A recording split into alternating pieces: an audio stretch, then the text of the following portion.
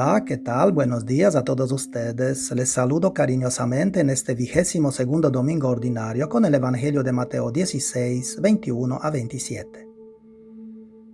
En el Evangelio del domingo pasado, Pedro había reconocido en Jesús el Hijo de Dios vivo, o sea, como aquel que realmente ofrece la vida. A partir de ese momento, los discípulos comenzaron a intuir quién era Jesús y qué significaba ser discípulos. Pero había todavía una dimensión que les causaba el miedo. Les daba miedo a ser auténticos, siguiendo su propio camino.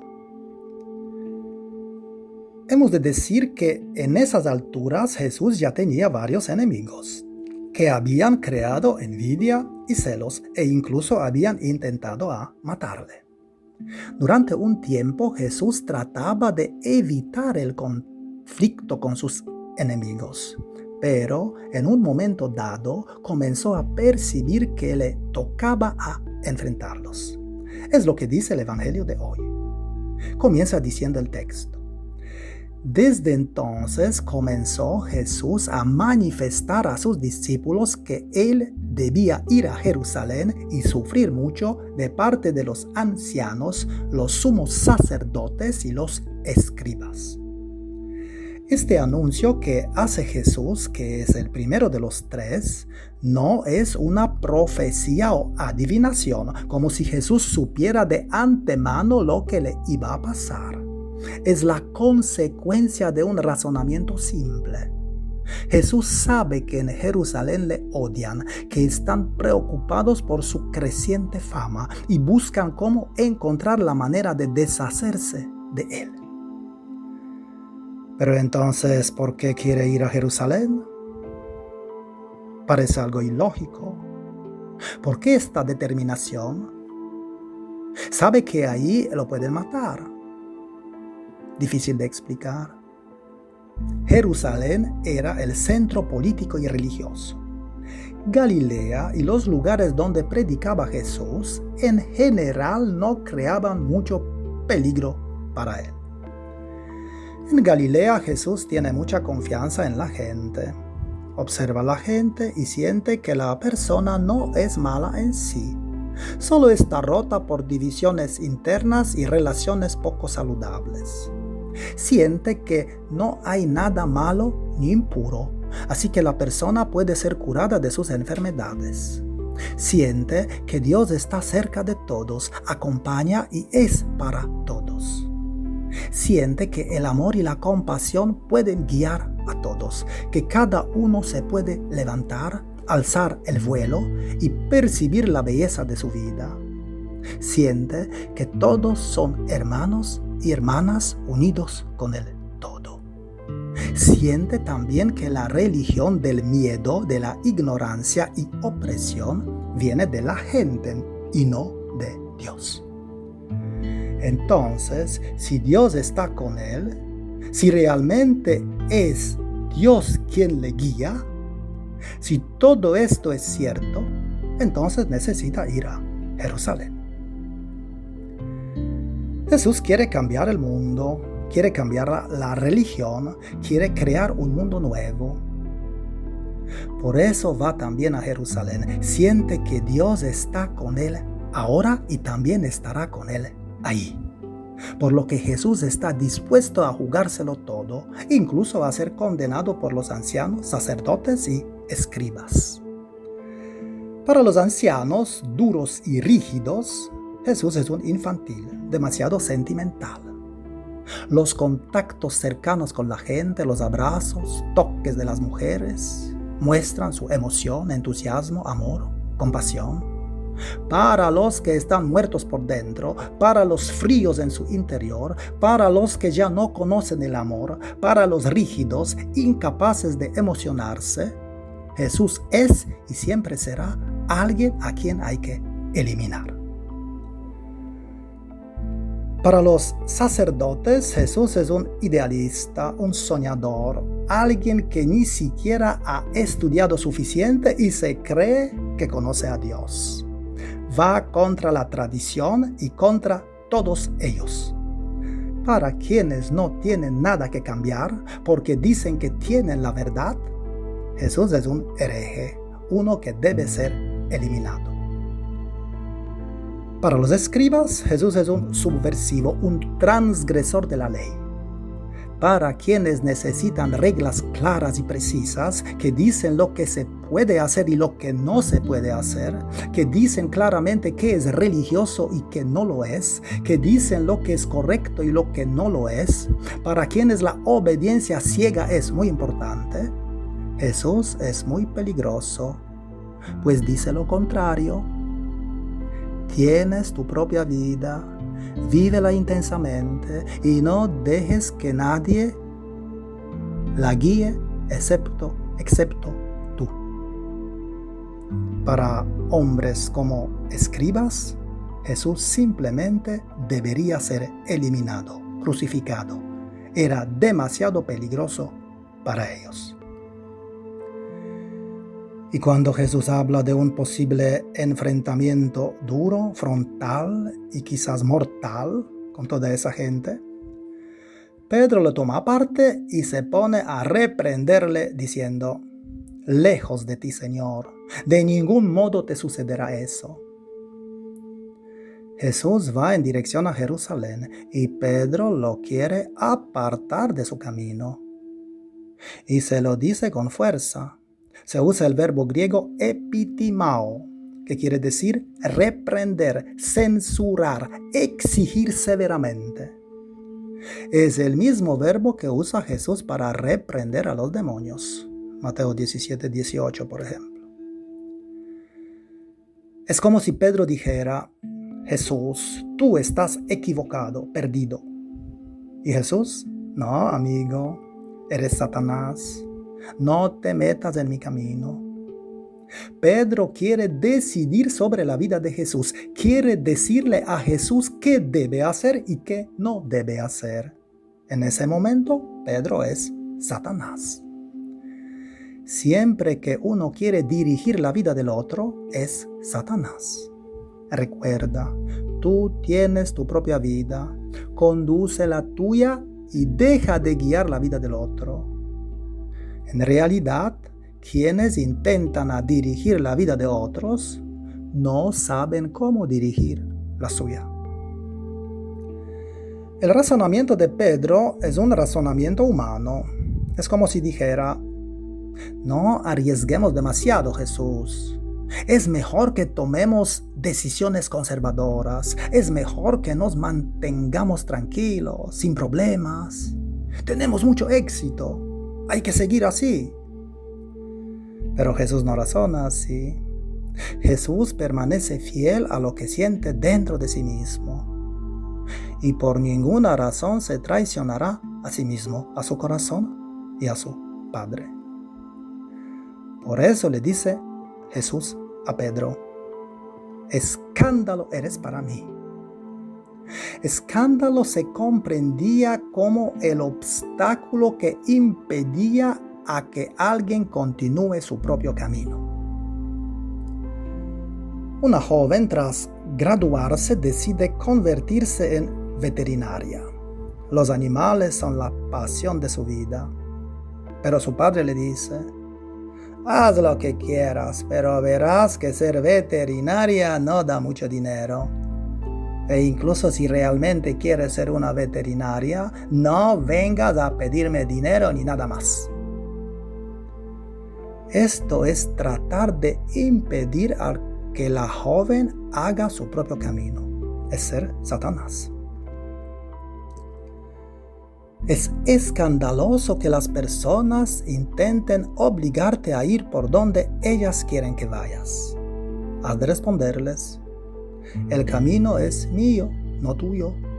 Tú cuida de tu camino y déjame seguir el mío. Lo que llama la atención es la expresión «quítate de mi vista, Satanás». Es la misma expresión que Jesús dijo al tentador en el desierto, Mateo 4:10. Pedro, que es su discípulo, que recibió la llave, ahora es el diablo, el Satanás, el tentador. Satanás es cuando vas a la contraria, cuando obstruyes el camino del otro, cuando te opones al plan de Dios. Satanás en la Biblia nunca es enemigo de Dios, sino más bien de la gente.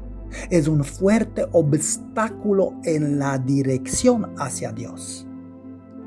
Satanás, que literalmente quiere decir adversario, o diablo, que literalmente quiere decir el que divide, que separa, no son una entidad diferente de nosotros. Más bien, cada persona puede ser Satanás. No es algo fuera de nosotros, está dentro de nosotros, está en nosotros, porque no evolucionamos, porque no dejamos espacio para Dios, porque la oscuridad, la sombra están en nosotros, porque nuestros impulsos toman el control, porque la ira y el odio, en lugar de la compasión y el amor, permanecen en nosotros. El demonio no está fuera de nosotros, está dentro de nosotros. Pedro en aquel momento se hizo el mismo diablo con el que Jesús se enfrentó en las tentaciones. Ahí el demonio, que era una voz dentro de Jesús, intentó distraerle de su camino. Y aquí el diablo, que es la voz de Pedro, hace lo mismo. La mentalidad de un demonio fuera de nosotros ha creado enormes perversiones en la historia. Se comenzó a decir que el diablo entraba en las personas y se apoderaba de ellas, así que esas personas eran demoníacas. Desde 1275, que fue el primer caso, hasta 1793, el último caso conocido, miles de brujas fueron asesinadas, quemadas. No se sabe el número exacto. Algunos hablan de un mínimo de 100,000, otros hablan de casi 2 millones.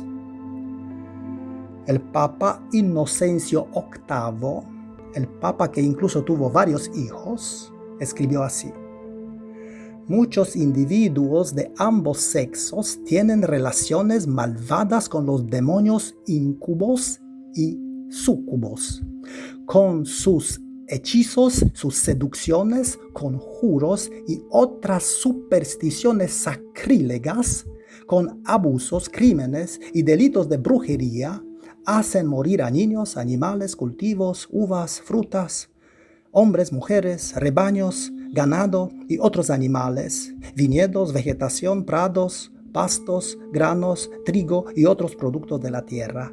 Todos tienen que perecer y morir. Por otro lado, el libro El martillo de las brujas enseñaba cómo, cuánto y dónde torturar a las mujeres sospechadas de la brujería. En este libro se escribe así: en consecuencia, esta herejía debe llamarse no de brujos, hombres, sino de brujas, mujeres, para que la denominación pueda ser aún más justificada. Y bendito sea el Altísimo, que hasta ahora ha salvado el sexo masculino de una plaga tan grande. Él quería nacer y sufrir por nosotros en este sexo, y por eso lo ha privilegiado. No hacen falta los comentarios. Ahora bien, el diablo para la Biblia nunca es un ser que existe aparte, sino una situación. Es cuando ya no eres tú, sino como si alguien más hubiera entrado en ti y hablado en vez de ti. Ya no eres tú mismo, sino otra persona, una voz diferente que habla dentro de ti, o voces. El diablo tiene 3 funciones en la Biblia. Divide en lugar de unir, acusa y juzga en lugar de entender y amar, no te permite hacer tú mismo, tú misma, te hace ser la deformación de lo que eres. Cuando un hombre pierde el control, jura, grita y blasfema, tiene un demonio dentro. O cuando se enfada, no se controla y levanta las manos a su hijo o esposa, tiene un demonio dentro. A su vez, cuando una mujer siempre habla mal de los otros, para la cual todo está mal, tiene un demonio dentro. U otra que antes era alegre, agradable, maravillosa, ahora está deprimida, triste, apática, irreconocible, tiene un demonio dentro, pues ya no es ella misma. Dice luego Jesús: si alguien quiere venir tras mí, que se niegue a sí mismo, tome su cruz y me siga. Jesús dice su cruz, no de otra persona.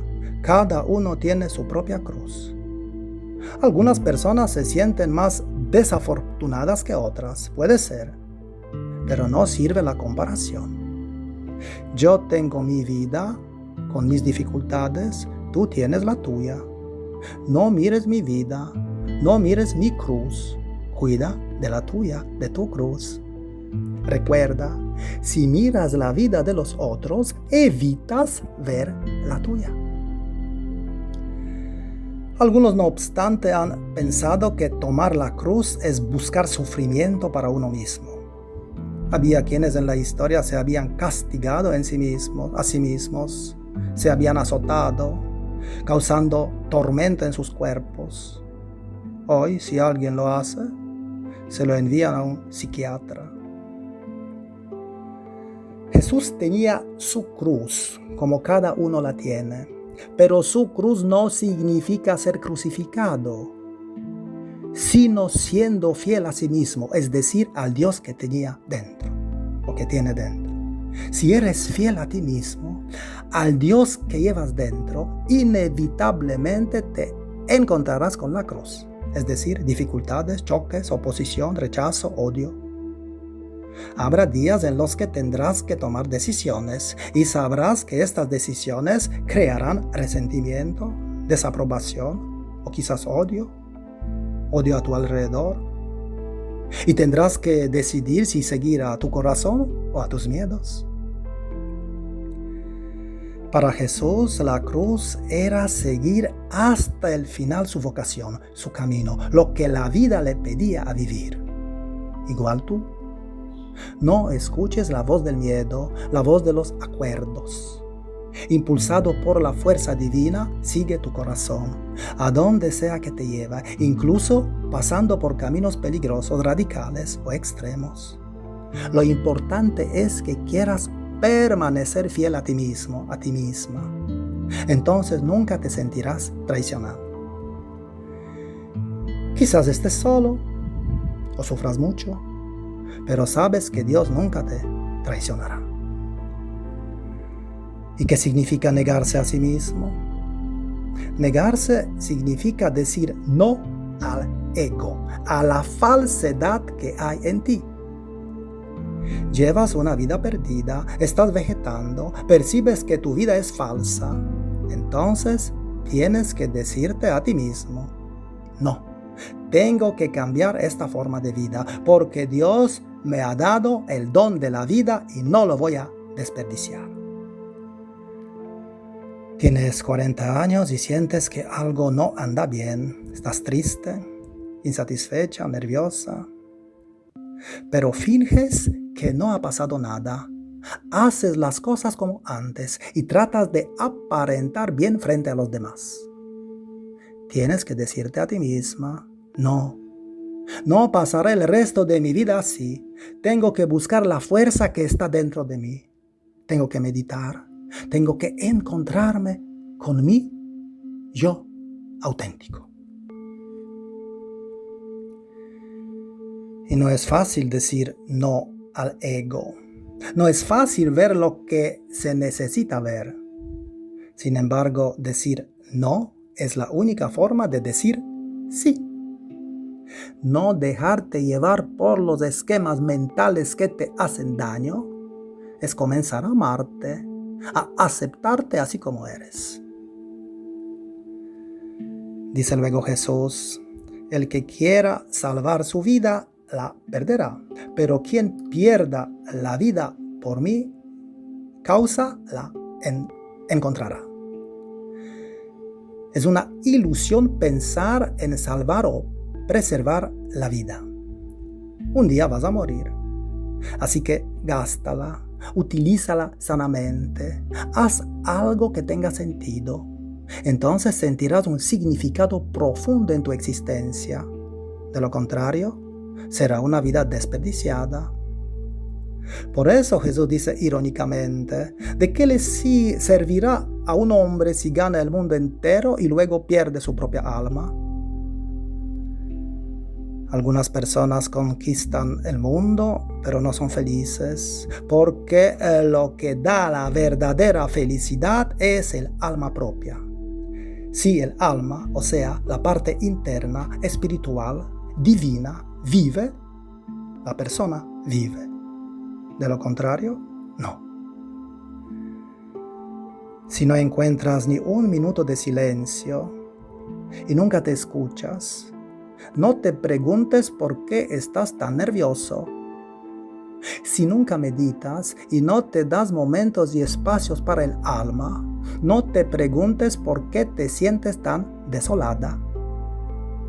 Si no te das tiempo y espacio para escuchar a tus seres queridos, no te preguntes por qué los sientes tan distantes. Si no enfrentas tus demonios y miedos internos, no te preguntes por qué no avanzas, por qué siempre sigues igual.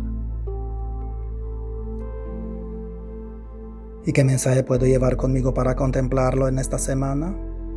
A lo mejor el siguiente. La oscuridad es poderosa, pero la luz es más fuerte.